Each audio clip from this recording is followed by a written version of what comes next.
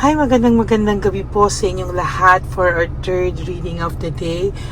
Dumating na po ako pero alam ko po na marami na po sa inyong nag-aantay sa akin. Kaya bago po ako bumaba ng sasakyan ay nag-reading na po agad ako para sa inyong lahat.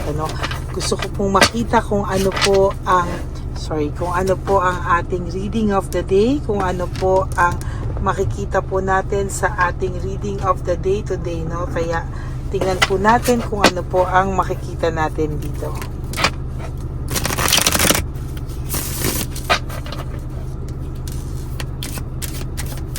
Sana po ay napanood nyo na po yung first, second, and third reading of the day bago po kayo tumalon dito po sa ating third reading of the day today, no? Tingnan po natin kung ano po ang makikita natin dito, no? Pili po tayo.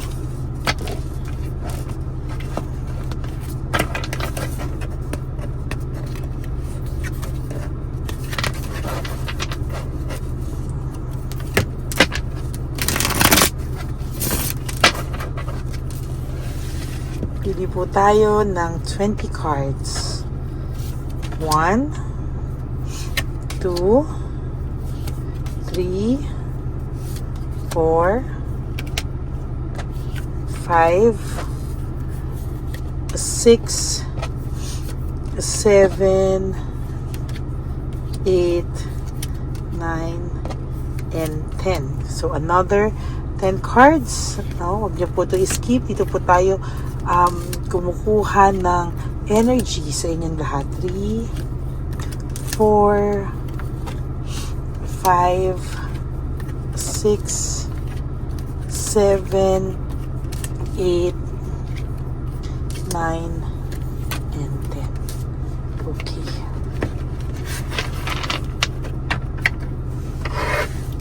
Iligpit muna po natin yung mga hindi natin na feeling cards, no? For our first card, this is all about approach, no? Parang this is all about assertiveness, no? Uncertainty or resentment, no? Meron po talaga ditong gustong parang nagsisisi po siya kung ano po ang sitwasyon niya ngayon. Para po siyang ang pakiramdam po ng taong to sa resentment and uncertainty ay para pong na-test din po kasi yung kanyang strength. Na-test po kasi yung kanyang strength, no? Pero dahil po sa naging marupok po siya at siya po ay nagkamali sa'yo, no? Para pong ngayon po nararamdaman niya po na ipit po siya sa sitwasyon na meron siya ngayon o kung saan man po siyang sitwasyon na naroroon ngayon, ano? Parang talaga pong there was a time po kasi na naging matigas siya, no? Naging stubborn, naging sobrang controlling, para po siyang sumobra na po yung feeling mo po wala ka na pong say, no? Parang siya na lang po lahat ang tama. Parang siya na lang po lahat ang may kasalanan po lahat ikaw na lang, no? Parang lahat po dito ay nakaramdam ka po na parang lahat po ay totally parang wala na ikaw nasabi, no? Parang lahat na lang sa'yo na bintang niya. Ngayon po nararamdaman ko po yung kanyang eagerness or yung kanyang eagerness talaga na makaalis po sa sitwasyon kung ano po ang meron siyang sitwasyon sa ngayon. Gusto niya pong mawala, no, yung kanyang pagkabagabag na talagang sa nakikita ko po dito ay talagang nakikita ko po talaga, no, na ipit po siya sa sitwasyon at talagang pakiramdam niya po gusto niya na pong umalis, no? Naging demanding, dramatic, aggressive po ang kung sino man po yung itong third party between sa inyong dalawa, no? Kung sino po man yung third party sa inyong dalawa ay naging demanding na po, dramatic, lahat na po, no? Parang lahat na lang po ay talagang hindi niya po kinakaya, oh. Ayan, talaga po parang hirap na hirap po siya talagang malaman ng lahat ng ito, no? Kasi po talagang ang nangyari po dito, naging selfish siya, naging manhid na siya, naging immature siya, lahat po no, parang hindi mo na po kilala itong taong to nung mga huling part ng relationship nyo. Parang naging halimaw na nga po sa iba sa inyo itong taong ito, no? At sa nakikita ko po, itong taong to ay totally hindi niya na po alam kung ano po yung kanyang gagawin. Parang ang pakiramdam niya po is sa ngayon, naipit siya sa sarili niya rin kalokohan, ano? Parang naipit siya sa sarili niya kalokohan at gustong-gusto niya na pong makaalis kung ano man po yung sitwasyon niya ngayon, no? Talagang sa nakikita ko po ay very unrealistic kasi yung mga in-expect niya. Ngayon, nag-blockan kayong dalawa, no? Parang distracted po ito. Very irresponsible kasi ang kanyang mga decision na ginawa at talagang sabi niya po, waste of time kung ano man po yung ngayon, yung mga kaganapan ngayon sa buhay niya ay waste of time, no? Ayan. Sa nakikita ko po kasi marami po siyang false accusation sa iyo at talagang dishonest ang taong ito, naging dishonest siya sa iyo at talagang naging irresponsible po siya talaga sa mga actions niya, no? At talagang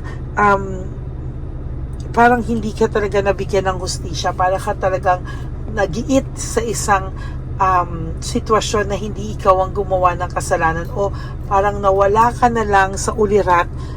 Parang hindi mo po in-expect na darating ito sa buhay mo na magiging ganito po talaga, no? Sa nakikita ko po ay gusto niya po talagang makawala po kasi naging greedy po siya, naging materialistic po siya. Talaga pong maraming obstacles ngayon ang pinalit sa kanya, no? Parang ang pakiramdam niya po ngayon, kung dati pakiramdam niya sa'yo, clingy ka masyado, nasawa na siya sa'yo kasi masyado kang naging clingy, masyado kang basta lahat na po, no? Ngayon naman po, yung pinalit niya po sa'yo ay mas po nakita niya po na parang mas ano pa daw siya sa kanya, mas demanding, mas lahat po ng kabaliktaran mo, no? Kaya ngayon po, nangangarap po siya na sana mawala po siya sa sitwasyon na to, no? Talagang hirap na hirap po siya at talagang sa ngayon po nakikita ko talagang meron siyang hardship, no? Insecurity, loss of money, lack of resources. Parang ngayon po nagkamalas-malas po tuloy ang buhay niya. Parang ang pakiramdam niya po ay minana siya, no? Binalikan siya talaga ng tadhana at pinakiramdaman niya po talaga yung sarili niya, no? So nakikita ko po dito undecided pa po itong taong to, naging moody, foolish, materialistic, jealous talaga ang taong ito. Kapag po nararamdaman niya po na bumuti ka, naiinis po siya, no? Parang kasing hindi niya po matatanggap na kahit papano parang umalis ka sa buhay niya o umalis siya sa buhay mo na hindi ka okay. Bakit daw ngayon okay ka na, no? Bakit daw ang pakiramdam niya ay hirap na hirap siyang parang hirap na hirap siya ngayong bumawi o makakabawi pa daw ba siya sa'yo dahil daw sa lahat ng ito, no?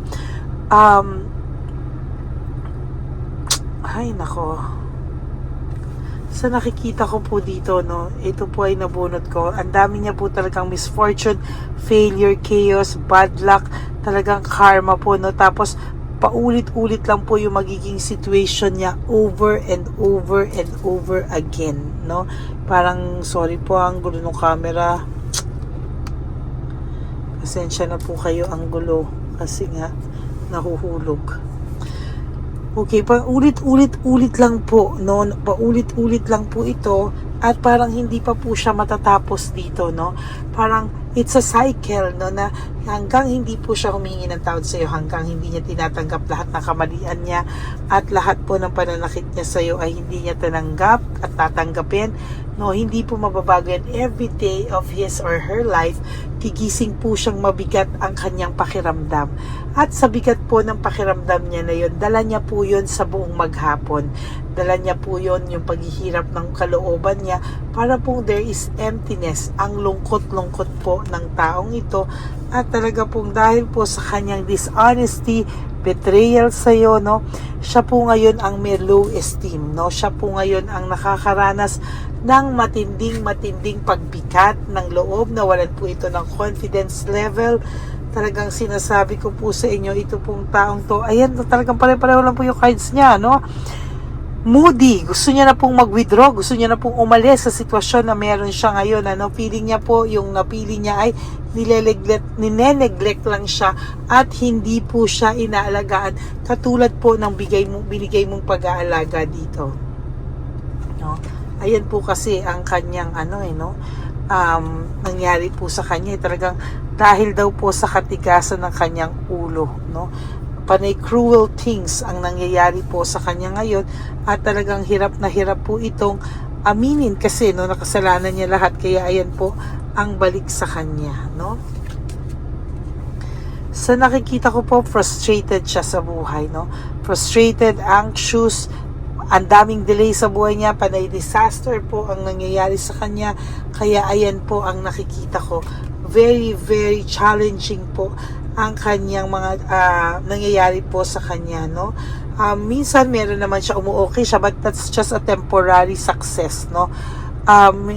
Ano po ang ginagawa niya, gusto na po niyang mag-back out kung ano man itong pinasok niya, no? Pero parang naipit na po siya sa sitwasyon at parang hirap na po siyang lumabas dito, no?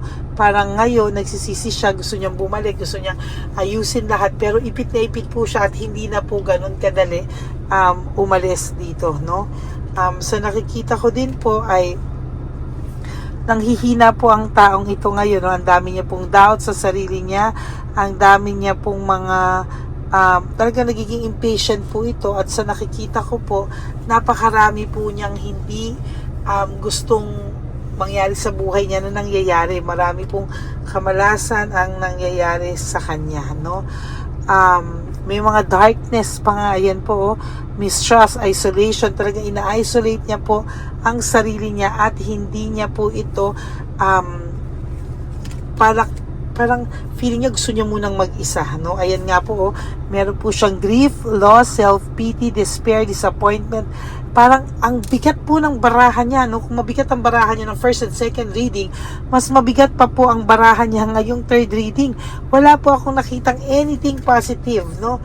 Talagang sa nakikita ko po dito ay talagang kakaiba po, no? Ayan, no? Self-destruction, lack of clarity, weakness, chaos.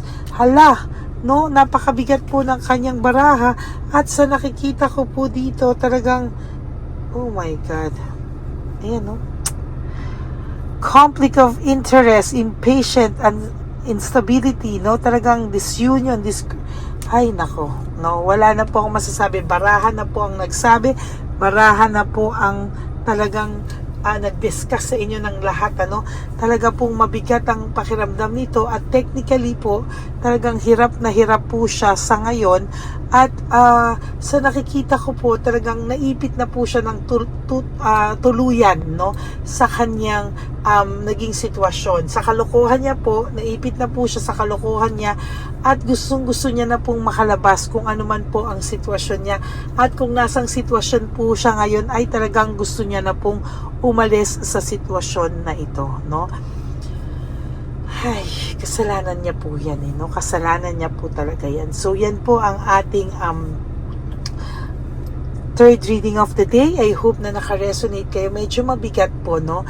Short but very mabigat ang kanyang reading for the third reading, because siguro nga din it's Tuesday, ramdam po natin yung energy, kaya po ganyan po kabigat ang energy. Okay, maraming salamat po sa inyong lahat, at I hope na naka-resonate po kayo, ha? And if you do, can you please give me a like and comment down below para naman po malaman ko kung ano naman po ang inyong pakiramdam sa ating reading of the day. Maraming salamat po sa inyong lahat. And for those of you who would like to have a private reading with me, you can message me po at Ladyly Elena, that's Ladyly Elena. Nasa dulo po yan ng ating video, dyan nyo lang po ako makokontak. That's my only official and legit FB account. Maraming salamat po. Nilagay ko din po dyan yung fake account ng Lady Elena na kung saan ay fake din po yung ginagamit niyang pangalan. Maybe yung number ng cell niya, no? Pero may mga PayPal account din po siya na parang mga peking names but yung number, no? Gumagamit siya ng ibang name, no? So mag-ingat po kayo dyan at wag po kayong magpapauto, no? Para masakit po sa akin na broken hearted na kayo, na broken packet pa kayo at na-scam pa po kayo. So make sure po, be wise, and ramdamin nyo po yung energy nyo kung ako po ba talaga yun. Okay? And sa aking mga ever loyal, solid, and faithful na Lady Elena family, I love you all from the bottom of my heart. Mahal na mahal ko po kayo at sana po ay wag po kayong malulungkot, no? Sa araw-araw po, you just wake up, you live for the day, you do 3 things that will make you happy. Just enjoy life, be grateful that we are still alive and healthy, and one day po, no, you will survive. I promise you that you will survive po. Mararamdaman mo na lang na parang nakasurvive na ako, no? And most especially, you have to love yourself because self-love is still the best love of all. Ang bigat talaga ng reading niya. And of course, you have to realize that life is so short. Don't make it shorter by stressing yourself from all the pains and heartaches na binigay sa inyo ng kahapon. Just surrender everything to the divine universe and just let go and let God write your life and love story. Ako po ay magbabalik. I will be back tatry ko po mamaya to give you a bonus reading of the day. So sana po ay huwag kayong malulungkot, no? Pero tatry ko po yung best kong mabigyan kayo ng another set of reading for today. Yan po yung tinatawag natin na bonus reading of the day. But for the meantime, maraming salamat po for not skipping ads, for your likes and comment down below. Maraming salamat po. And please po, no, paki-like po yung bell button, para po updated kayo lagi sa ating latest na upload at hindi na po kayo mahihirapang maghanap. Okay? And for those of you who would like to have to give me a super thanks for this video, I would really appreciate, lalo na po nalalapit na po ang ating nag-ipon po tayo para sa nalalapit nating susunod na One Love a Day. Maraming salamat po sa inyong lahat, and God bless you all, and I love you all from the bottom of my heart. God bless you everyone, and I love you all, and I will all see you again on my next reading. Bye! May update po, may nagpanggap pong subscriber natin na siya po ay magpapahula sa fake na Lady Elena, kaya ayan, hinihingan po siya ng $80 at ang cell po niya ay nabigay at nakuha. Ang pangalan niya po sa cell ay Julian Albert, no? Siya po ay may cell account din, kaya mag-iingat po kayo. Ayan po, no, kung sino man po yung scammer na Julian Albert na yan, no, iinsensuhan po natin yan para siya po ay makonsensya. Kung wala man po siyang konsensya, at least po bumalik sa kanya lahat po ng kanyang ginagawa, at maling-mali po yan, basahin niyo po lahat yan, makikita niyo po, ayan po ang cell number niya at Julian Albert na yan, para po talagang ma-report din po natin yan na siya ay gumagamit ng cell account na Julian Albert. Mag-ingat po kayo. Ayan po yung number niya. Ayan po yung pangalan niya. Huwag po kayong magpauto. Nakita nyo naman po, napakalayo po ng pangalan ko sa pangalan ng pinagsisendan nyo po ng account o ng pera. Kaya mag-ingat po kayo at beware sa scammer na to. At talagang ayan po, pinost ko po ang kanyang pangalan dito para maging babala po sa inyong lahat. Maraming salamat po. At mag-ingat po kayo, paki-report po ang page na yan, ang messenger niya na Lady Elena. Maraming salamat po, and God bless you all. Ayan, sa susunod po makikita niyo yung account niya na i-report niyo. Salamat po na marami. Magandang gabi po ulit sa inyong lahat. Ako po ay muling nagpapaalala sa inyo na mayroon pong lumalabas sa FB at Messenger account na fake account po, nang hihingi po ng $25 through PayPal, at hindi po yan totoo. Huwag po kayong maniwala dyan. At pag sinabi mo po na gusto ko pong marinig ang boses nyo, or makita kayo, ang sasabihin po ay magbibigay kami ng link, buksan mo yan, at pagkatapos ay makikita mo ako. Wag po kayong maniniwala dahil yan po ay hindi totoo. Yan po ay isang malaking scam na pag binuksan nyo po ay mahahack po lahat-lahat sa inyo. Mahahack po ang inyong mga personal details. Lahat po, lahat ay mahahack. Ako po ay nalulungkot na ito po ay nangyari, ngunit sa talagang may mga tao pong masasama at may mga tao po talagang hindi makatiis na hindi gumawa ng masama sa ibang tao.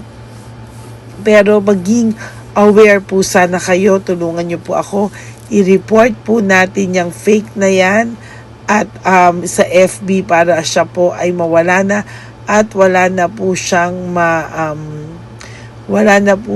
mabiktima pa, no? Nandyan po lahat ng details at maraming salamat po sa inyong lahat. Maraming salamat po sa inyong lahat at mag-iingat po kayo.